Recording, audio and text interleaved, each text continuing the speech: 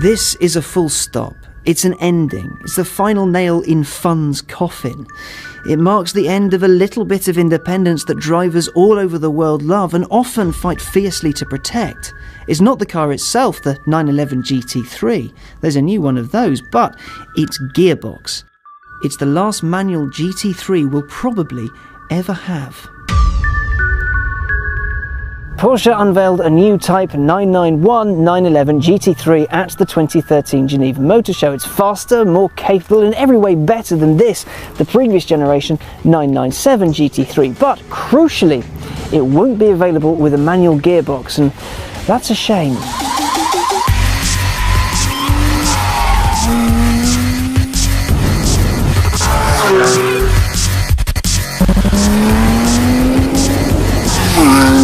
Everything about this car screams hardcore, work for your supper, but as an experience, this car is unbelievably good to drive. The steering is just the right side of heavy, so you know when you properly hustle it into a corner, it feels good.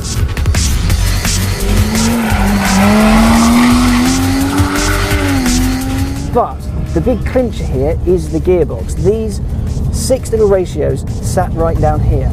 It is hard work. The clutch does require a little bit of pushing and it's quite notchy, but when you get it right, when you match it with the revs and the engine revs so freely and so wonderfully, you know you've done something special, and the car rewards you with this brilliant feeling that yes, you are driving this car correctly, and yes, you can do it well, and all of a sudden it just works. Everything feels just right. There's very few things that can top that feeling. Cars like this hardcore GT3 are all about driver engagement, feeling at one with the car, linking corner after corner with fluid inputs and finely tuned reactions. A huge part of that is being able to swap cogs yourself. You know where you are with a manual change. You can hold a gear as long as you like, listen to the noise, hold the car at just the right point in the rev range in your chosen ratio, and exploit the torque curve to your heart's content.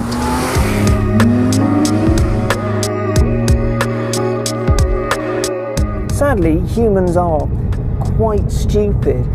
We're still at our very core just wandering around the world trying to make the best of it as we can, but inevitably we make massive mistakes. Now, to quote Alexander Pope, to err is human and to forgive divine, something I wish YouTube commenters would take on board a little more often, if I'm honest, but at least it goes to show that we can cut ourselves a little bit of slack when we make mistakes.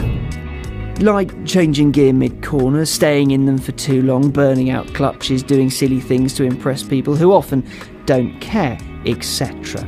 We also like things to be easy. Things like smartphones may be killing pub debates, but at least an answer, a correct one 99% of the time, is at our very fingertips. Technology is steadily eliminating the mistakes we make, arguably making us more knowledgeable and better off. Unless you believe all the stuff you read on Twitter and Reddit, most of that is just bullshit. Anyway, technology in the wider world improves our knowledge base, advances us as people, but in the automotive world, well, it has all manner of uses. The dual-clutch PDK gearbox used by Porsche is pretty fantastic. For example, it changes gear faster than you could care to mention and selects the right gear for the right speed. It also means you get better fuel economy and emit less nasty carbon dioxide.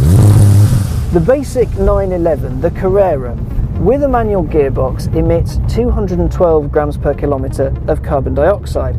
Now with the PDK it emits just 194 grams per kilometre. The manual car will manage 31.4 mpg, a very respectable number, but the PDK manages 34.4 mpg. If you let the car change gears by itself, its 0 to 62 time is 0.2 of a second quicker than the manual cars, and people absolutely love it. The PDK manual split in the UK at least is 70 to 30. And then you take in mind the fact that Ferrari and Jaguar don't actually offer a manual gearbox anymore because people simply don't buy them. They prefer the ease of letting the car do its own thing but still have the thrill of the speed machines that those companies sell.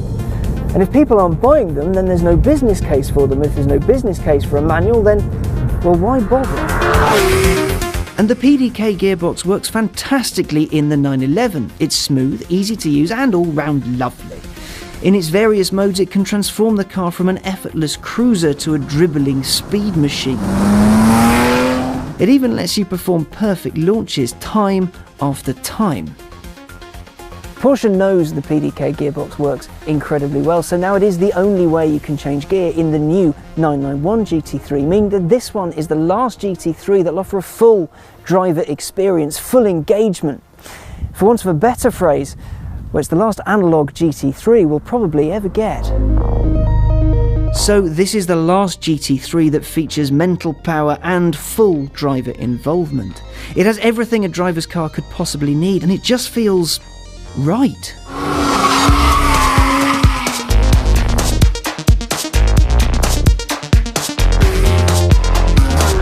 Will the new GT3 offer the same magic, the same engagement, the same involvement as this, the old car, one regarded by many as being one of the finest cars ever built? That I don't know. I'll let you know when I drive it, but what I do know is the stick shift in there will by many be sorely missed, and I'm one of those many.